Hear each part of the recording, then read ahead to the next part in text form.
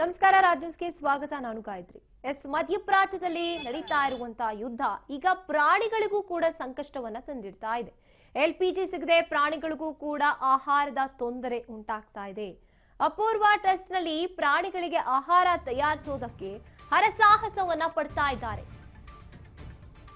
ಮಧ್ಯಪ್ರಾಚ್ಯದಲ್ಲಿ ಯುದ್ಧೋನ್ಮಾದ ಮುಂದುವರಿದಂತೆ ಪ್ರಾಣಿಗಳಿಗೂ ಕೂಡ ಈಗ ಸಂಕಷ್ಟ ಎದುರಾಗ್ತಾ ಇದೆ.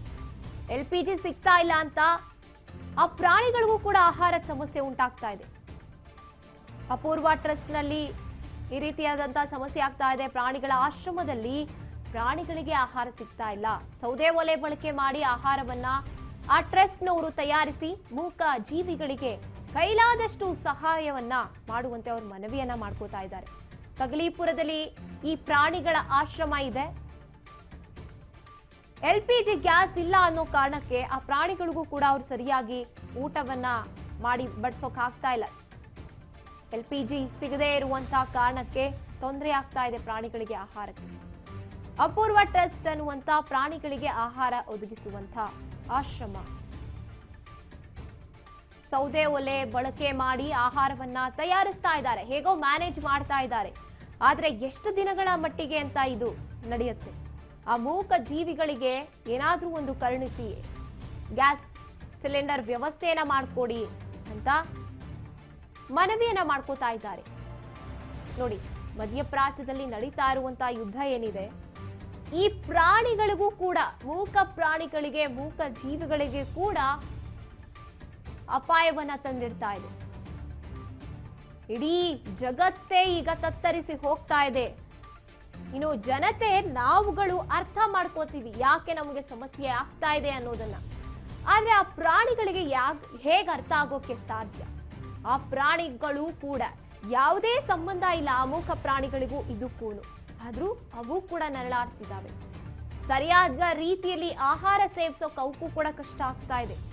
ಇನ್ನು ಆ ಪ್ರಾಣಿಗಳನ್ನ ಸುರಕ್ಷಿತವಾಗಿ ನೋಡ್ಕೊಳ್ಳೋದಕ್ಕೆ ಅಂತಾನೆ ಇರುವಂತ ಈ ಆಶ್ರಮ ಏನಿದೆ, ಅಲ್ಲಿ ಸಾಕಷ್ಟು ಕಷ್ಟಪಟ್ಟು ಸೌದೆ ಒಲೆಯನ್ನ ಬಳಸಿ ಅವರು ಆಹಾರವನ್ನ ತಯಾರಿಸ್ತಾ ಇದ್ದಾರೆ ಟ್ರಸ್ಟ್ನವರು. ಇನ್ನು ಮೂಕ ಜೀವಿಗಳಿಗೆ ಕೈಲಾದಷ್ಟು ಸಹಾಯ ಮಾಡಿ ಅಂತ ಮನವಿ ಮಾಡ್ತಾ ಇದ್ದಾರೆ. ಆಶ್ರಯ ಕೇಂದ್ರದಲ್ಲಿ ಸಮಸ್ಯೆ ಆಗ್ತಾ ಇರುವಂತದ್ದು ಕಗ್ಗಲೀಪುರದಲ್ಲಿ ಇದೆ. ಈ ಒಂದು ಆಶ್ರಯ ಕೇಂದ್ರ ಪ್ರಾಣಿಗಳಿಗಾಗಿ ಇರುವಂತದ್ದು.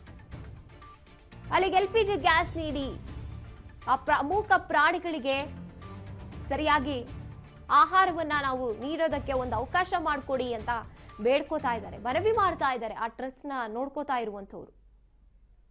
ನೋಡಿ, ಮೂಕ ಪ್ರಾಣಿಗಳವರೆಗೂ ಕೂಡ ಈ ಒಂದು ಗಂಡಾಂತರ ಬಂದು ತಲುಪಿದೆ, ಗ್ಯಾಸ್ ಗಂಡಾಂತರ. ಪ್ರಸ್ತುತ ಇಡೀ ವಿಶ್ವವೇ ಒಂದು ರೀತಿಯಾಗಿ ತತ್ತರಿಸಿ ಹೋಗ್ತಾ ಇದೆ ಮಧ್ಯಪ್ರಾಚ್ಯದಲ್ಲಿ ನಡೀತಾ ಇರುವಂತಹ ಯುದ್ಧದ ಕಾರಣದಿಂದಾಗಿ. ಅದೊಂದು ಕಡೆ ಆದ್ರೆ, ಇನ್ನು ಅಲ್ಲಿ ಯುದ್ಧ ನಡೀತಾ ಇರೋ ಕಡೆನೂ ಕೂಡ ಸಾಕಷ್ಟು ಹಾನಿ ಆಗ್ತಾ ಇದೆ. ಅಲ್ಲಿನ ಪ್ರತಿಯೊಬ್ರು ಕೂಡ ಜೀವ ಕಳ್ಕೋತಾ ಇದ್ದಾರೆ ಅನ್ನೋದೊಂದ್ ಕಡೆ ಆದ್ರೆ, ಅಲ್ಲೂ ಕೂಡ ಸಾಕಷ್ಟು ಪ್ರಾಣಿಗಳಿಗೂ ಹಾನಿ ಆಗ್ತಾ ಇದೆ.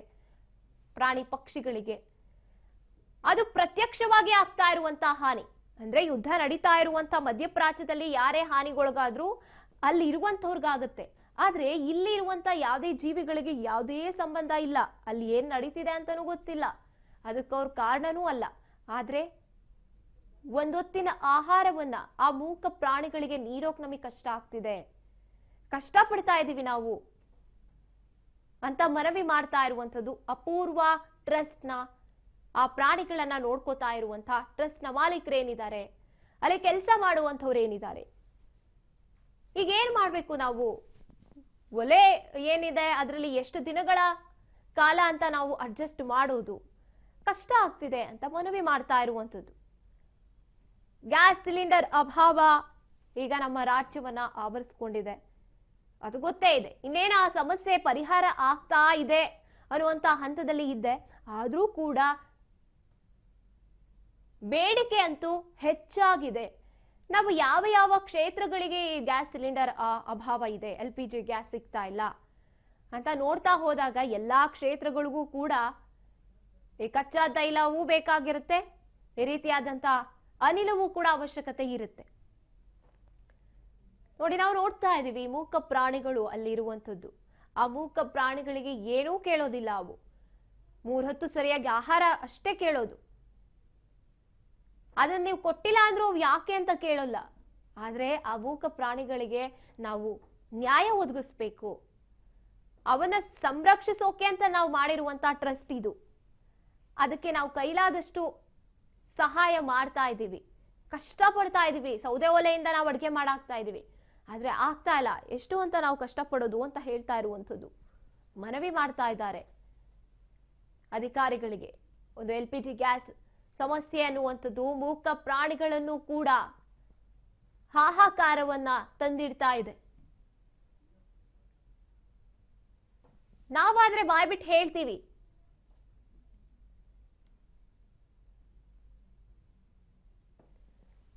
ಇನ್ನು ಈ ಬಗ್ಗೆ ಸ್ವತಃ ಅಪೂರ್ವ ಟ್ರಸ್ಟ್ ನ ಅಧ್ಯಕ್ಷರು ಪ್ರವೀಣ್ ಅವರು ನಮ್ಮೊಂದಿಗೆ ಮಾತನಾಡ್ತಾರೆ. ಸರ್ ನಮಸ್ತೆ.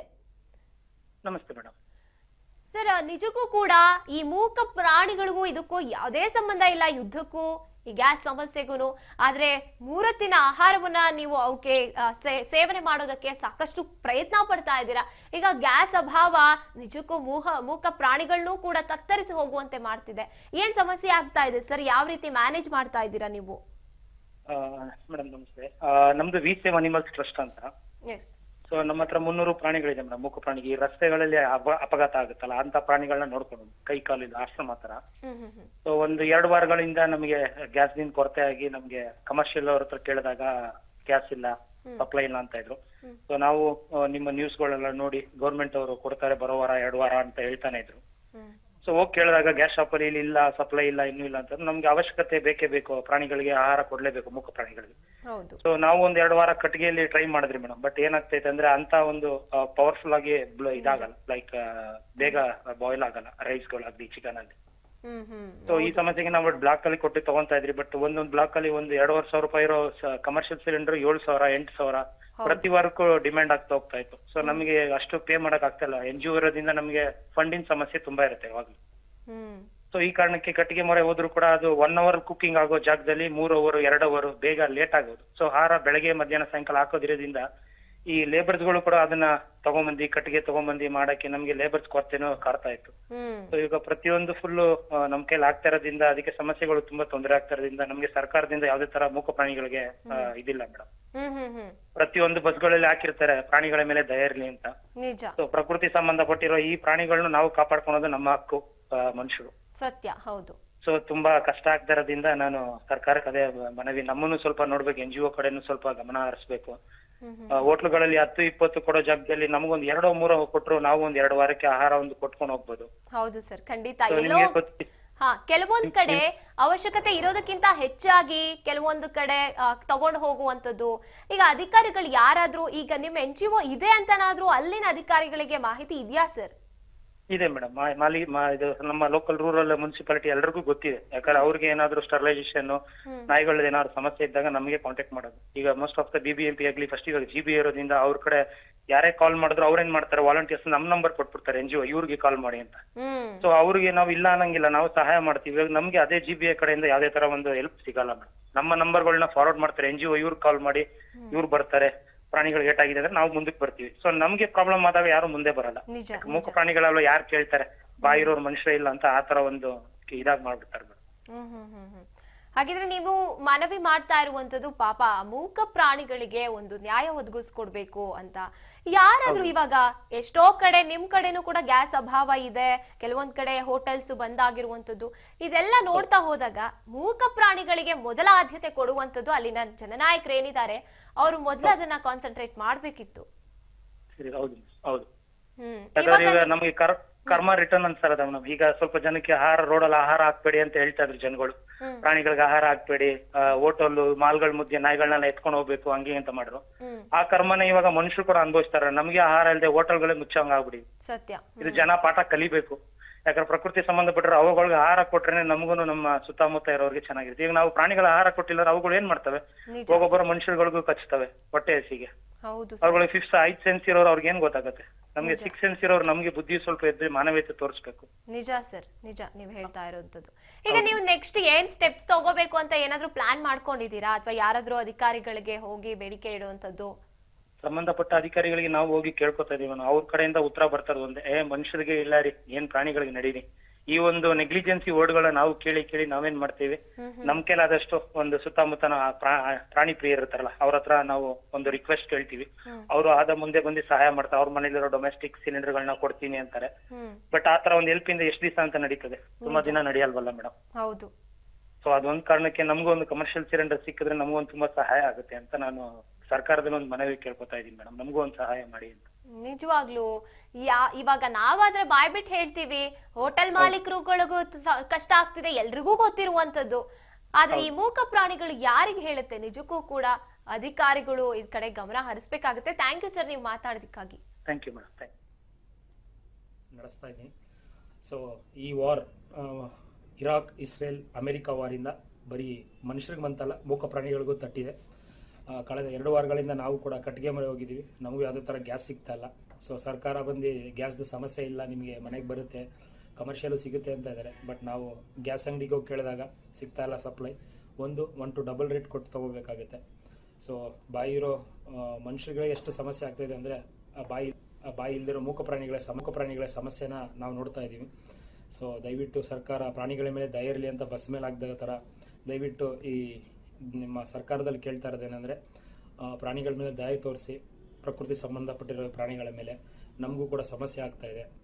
ಒಂದು ಕುಕ್ಕಿಂಗ್ ಮಾಡಬೇಕಂದ್ರೆ 1.5 hour ತೊಗೋತಾ ಇತ್ತು ಸಿಲಿಂಡರಲ್ಲಿ. ಮೊದಲು 300 ಮೂಕ ಪ್ರಾಣಿಗಳಿಗೆ ಆಹಾರ ಕೊಡಬೇಕಂದ್ರೆ. ಈಗ ಏನಾಗ್ತಾಯಿತ್ತು ಅಂದರೆ, ಕಟ್ಟಿಗೆ ಮರೆ ಹೋಗಿದ್ದೀವಿ ನಾವು ಕೂಡ 1 ವಾರದ 2 ವಾರದಿಂದ. ಸೊ ಅಲ್ಲಿ ಲೇಬರ್ ಕೊರತೆನೂ ಆಗ್ತಾಯಿದೆ. ಸೊ ಕುಕ್ಕಿಂಗ್ ಮಾಡೋಕ್ಕೆ ಲೇಟ್ ಆಗ್ತಾಯಿದೆ. ಸೊ ಕ್ಲೀನಿಂಗು ಎವ್ರಿಥಿಂಗ್, ಪಾತ್ರೆ ಕರೆ ಹಿಡಿಯೋದಿರಲಿ ಬೇಯಿಸುವಾಗ.